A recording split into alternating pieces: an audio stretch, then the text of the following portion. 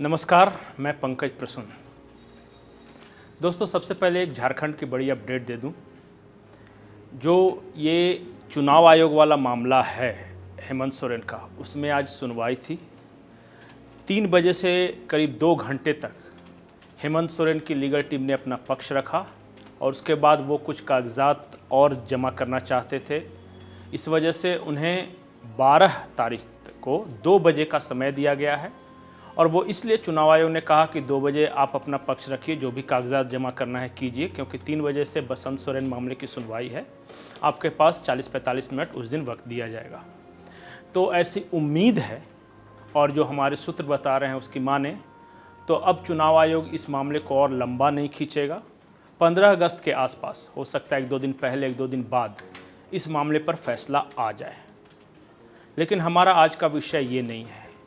हमारा आज का विषय है जो बिहार में जो कुछ भी चल रहा है। कई लोगों को लग रहा होगा कि अचानक नीतीश कुमार पलटी मार रहे हैं, लेकिन ऐसा है नहीं। इस पूरे जो प्रकरण है उसकी पटकथा 2-3 महीने पहले लिखी गई थी। दरअसल नीतीश कुमार राष्ट्रपति बनना चाहते थे। उन्होंने दिल्ली में कुछ बीजेपी के शीर्ष नेताओं से बातचीत भी की थी, लेकिन वहाँ से साफ इनकार कर दिया गया। उसके बाद नीतीश कुमार को उम्मीद थी कि शायद उपराष्ट्रपति पद के लिए मेरे नाम की अनुशंसा हो जाए, लेकिन वहाँ से भी उन्हें निराशा हाथ लगी। तो अभी जो हमारे पास जानकारी है उसके अनुसार कल जो विधायक दल की बैठक है उसके बाद 2 बजे के आसपास नीतीश कुमार घोषणा कर सकते हैं, बड़ी घोषणा, जिसके बारे में अंदाज़ा लगाया जा रहा है। क्योंकि 11 बजे जेडीयू विधायक दल की भी बैठक है, भाजपा विधायक दल की भी बैठक है, कांग्रेस की बैठक आज समाप्त हो गई, जिसमें भक्त चरण दास जो बिहार कांग्रेस के प्रभारी हैं, उन्होंने कहा कि अगर नीतीश कुमार हमारे साथ आते हैं तो इसका स्वागत है। तो अब ज़्यादा इंतज़ार नहीं करना है। कल 2 बजे के बाद कभी भी एक बड़ी घोषणा हो सकती है और शायद अंदाज़ा लग चुका है कि नीतीश कुमार एक बार फिर आरजेडी के साथ जा सकते हैं। तो ये बड़ी कहानी, लेकिन अंदर की कहानी क्या है? अंदर की कहानी जो है वो ये कि जिस चिराग मॉडल का ललन सिंह ने जिक्र किया वो चिराग मॉडल था ही नहीं। क्योंकि आरसीपी सिंह के बारे में कहा यह जा रहा है और उनके कैंप ने हमें बताया कि आरसीपी सिंह ऐसी कोई साजिश या षड्यंत्र नहीं रच रहे थे कि जिससे नीतीश कुमार की सरकार जाए। नीतीश कुमार के कान भरे गए 2 व्यक्तियों द्वारा, जो कि आरसीपी कैंप का ये कहना है, वो हैं उपेंद्र कुशवाहा और ललन सिंह।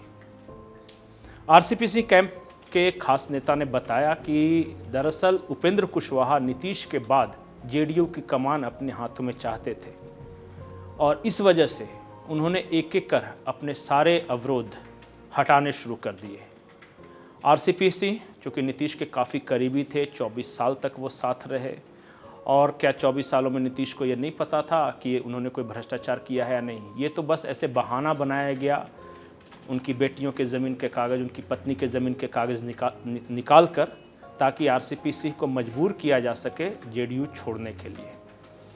तो अगर जिसकी संभावना 80% से ज़्यादा है कि अगर नीतीश कुमार पलटी मारते हैं तो उसके बाद क्या होगा।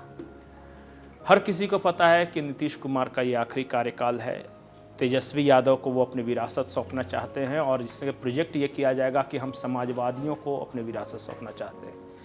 लेकिन उपेंद्र कुशवाहा अपने लिए बड़ा रोल देख रहे हैं। उन्हें लगता है कि अगर नीतीश नहीं रहेंगे तो जेडीयू उनके हाथ में आ जाएगी और वो जो जेडीयू का वोट बैंक है वो भी उनके साथ चला जाएगा। लेकिन शायद ऐसा न हो। वो इसलिए क्योंकि 2017 में नीतीश कुमार जब पलटे थे और 2022 में जब वो पलटेंगे तो इस बीच काफ़ी फ़र्क आ चुका है। आज जेडीयू के 2 सांसदों से हमारे एक वरिष्ठ संवाददाता ने बात की। वो दोनों निराश थे। उन्होंने कहा कि जो कुछ भी हो रहा है वो ठीक नहीं हो रहा।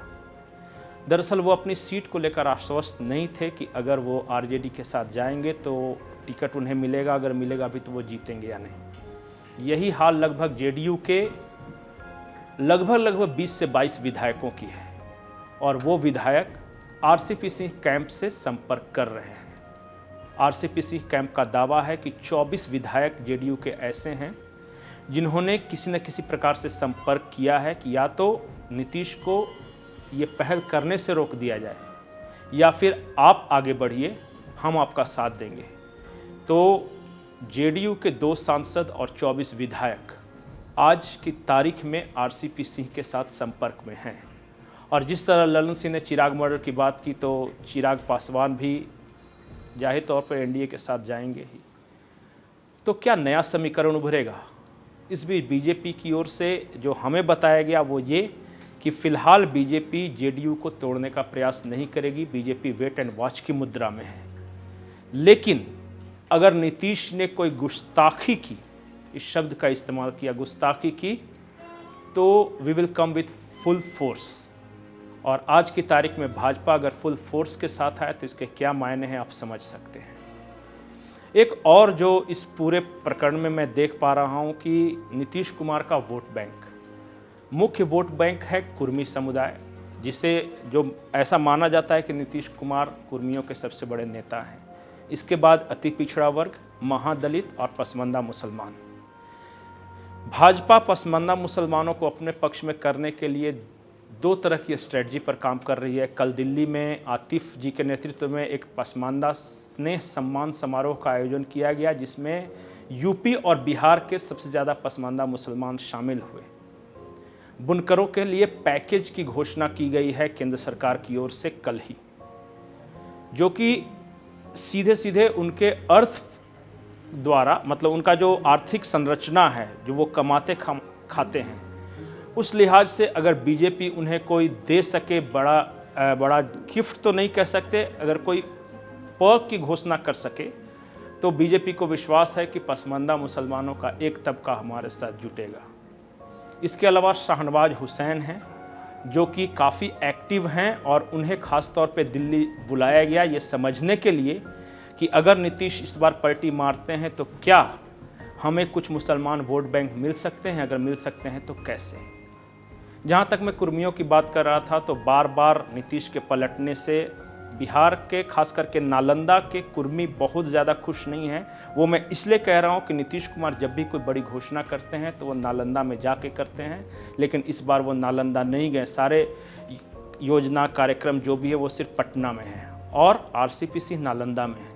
वो पिछले 1.5 महीने से कुर्मी बहुल गाँव में घूम रहे हैं, वहाँ रात्रि विश्राम कर रहे हैं। और जो ज़मीनी खबर है वो ये कि आरसीपी सिंह को अच्छा खासा समर्थन भी मिल रहा है। तो क्या ये बिहार में नए राजनीतिक समीकरण के संकेत हैं? क्या अगर नीतीश कुमार पलटी मारते हैं तो जेडीयू टूटेगी? क्या बीजेपी सचमुच विथ फुल फोर्स आएगी? क्या चिराग बीजेपी के साथ आने के लिए बार्गेन करेंगे? इन्हीं सवालों के इर्द गिर्द घुमा है। लेकिन सबसे बड़ा सवाल ये है कि अगर नीतीश पलटी मारे तो मुख्यमंत्री कौन होगा, तेजस्वी या नीतीश कुमार? तो जवाब का इंतज़ार के लिए 24 घंटे का आप भी इंतज़ार कीजिए, क्योंकि जो मैं 2 बजे कह रहा हूँ हो सकता है 3 बज जाए, 4 बज जाए, लेकिन विधायक दल की जब बैठक होगी उसके बाद से खबरें आनी शुरू हो जाएगी या कुछ अंदाज़ा लगना शुरू हो जाएगा। नमस्कार।